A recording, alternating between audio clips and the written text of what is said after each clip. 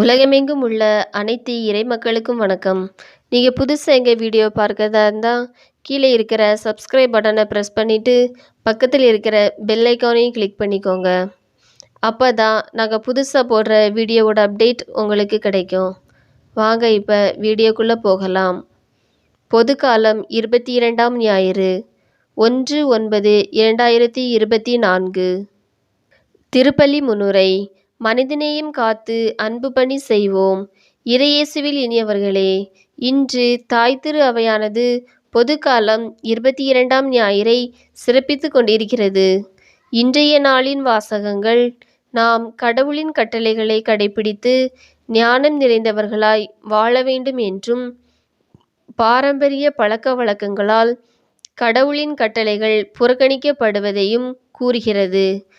நற்செய்தியில் சீடர்கள் கை கழுவாமல் உணவு உண்பதைக் கண்ட பரிசேயர்கள் இயேசுவிடம், உம் சீடர்கள் ஏன் நம் மூதாதையரின் மரபை பின்பற்றவில்லை என்று கேட்டார்கள்.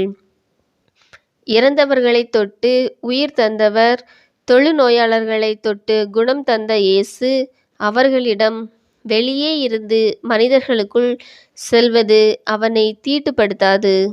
மனிதர் உள்ளே இருந்து வரும் வஞ்சகம், செருக்கு, பரத்தைமை, களவு, கொலை போன்ற தீமைகளே அவனை தீட்டுப்படுத்துகின்றது என்று அவர்களது தூய்மையற்ற உள் உணர்வுகளுக்கு சாட்டையடி கொடுத்தார். மரபுகளை விட மனித நேயமே சிறந்தது என்பதை உணர்த்தினார். விவிலியம் காட்டும் கடவுள் அன்பும் அயலான் அன்பும் நம்மை நல்வழிப்படுத்தும் என்பதை உணர்ந்து அன்பு பணி செய்வோம். இறையாசீர் பெறுவோம். முதல் வாசகம்.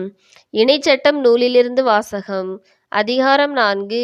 இறை வார்த்தைகள் 1 முதல் 2, மேலும் 6 முதல் 8 முடிய. முதல் வாசக முன்னுரை. இணைச்சட்ட நூலில் மோசே இஸ்ரேல் மக்களுக்கு கூறிய அறிவுரையாவது: நம் ஆண்டவராகிய கடவுள் தந்த கட்டளைகளை நான் உங்களுக்கு கற்றுத்தருகிறேன். அவர் கட்டளைகளின்படி வாழ்ந்து அவர் தரும் நாட்டை உரிமையாக்குங்கள். அவர் கட்டளைகளில் நீங்கள் எதையும் சேர்க்கவும் வேண்டாம், நீக்கவும் வேண்டாம் என்றார். கடவுளின் கட்டளைகளுக்கு கீழ்ப்படிந்து வாழ வேண்டும் என்று கூறும் வாசகத்தை கேட்போம். இரண்டாம் வாசக முன்னுரை. புனித யாக்கோபு எழுதிய திருமடலிலிருந்து வாசகம். அதிகாரம் 1. இறை வார்த்தைகள் 17 முதல் 18, மேலும் 21b முதல் 22, மேலும் 27 முடிய. இரண்டாம் வாசக முன்னுரை. புனித யாக்கோபு தனது திருமடலில் தரும் நலமிகு செய்தியாவது: ஒளியின் பிறப்பிடமான நமது விண்ணக தந்தை நமக்கு ஞானத்தையும் நற்கொடைகளையும் வழங்குகின்றார்.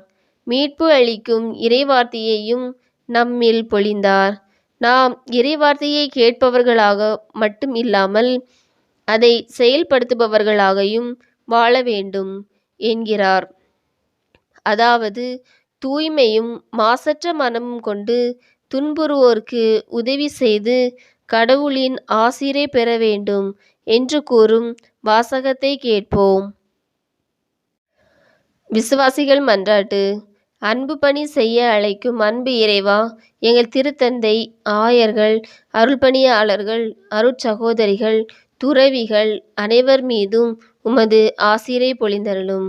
அவர்கள் இறைப்பணியில் நல் சான்றாளர்களாகவும் விளங்கிட வேண்டுமென்றும், உடல் உள்ள ஆன்ம நலம் தந்து காத்திட வேண்டுமென்றும், இறையழைத்தல் பெருகிட வேண்டுமென்றும் உம்மை மன்றாடுகிறோம்.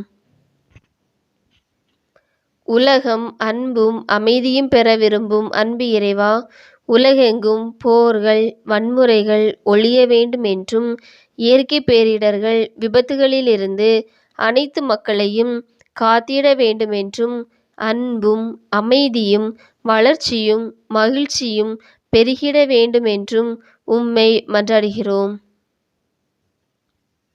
சிறுவர்களை என்னிடம் வரவிடுங்கள் என்று ஆசீர் அளித்த அன்பு இறைவா, உலகெங்கும் வாழும் அனைத்து சிறார்களையும் இளையோர்களையும் உமது ஆசீரால் நிரப்பியருளும்.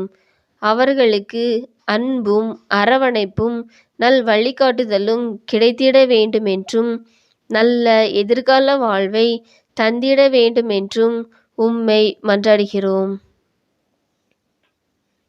பாதுகாத்து வழிநடத்துபவரே, அன்பு இறைவா, அறிவியல் யுகத்தில் வாழும் நாங்கள் ஊடகங்கள் போதைப் பொருட்களுக்கு அடிமையாகாமல் தங்கள் கடமைகளை கருத்துடன் செய்ய வேண்டுமென்றும் இறைவனையும் சக மனிதரையும் அன்பு செய்து வாழ வேண்டும் என்றும் உம்மை மன்றாடுகிறோம். வாழ்வழித்து காப்பவரே, அன்பு இறைவா, இன்றைய நாள் திருப்பலியை சிறப்பிக்கும் இறைமக்களையும் திருப்பலிக்கு வந்திருக்கும் அனைத்து இறைமக்களையும் எம் ஊர் மக்களையும் ஆசீர்வதித்து நல்ல உடல் நலத்துடன் அன்பில் ஒன்றுபட்டு ஒரே குடும்பமாய் வாழ வேண்டும் என்றும் அருள் நலமும் பொருள் நலமும் தந்து காத்திட வேண்டும் என்றும் உம்மை மன்றாடுகிறோம். ஆமீன். உங்களுக்கு எங்கள் வீடியோ பிடிச்சிருந்துன்னா லைக் பண்ணுங்கள், கமெண்ட்ஸ் பண்ணுங்கள், உங்கள் உறவினர்களுக்கும் நண்பர்களுக்கும் ஷேர் பண்ணுங்கள். நன்றி.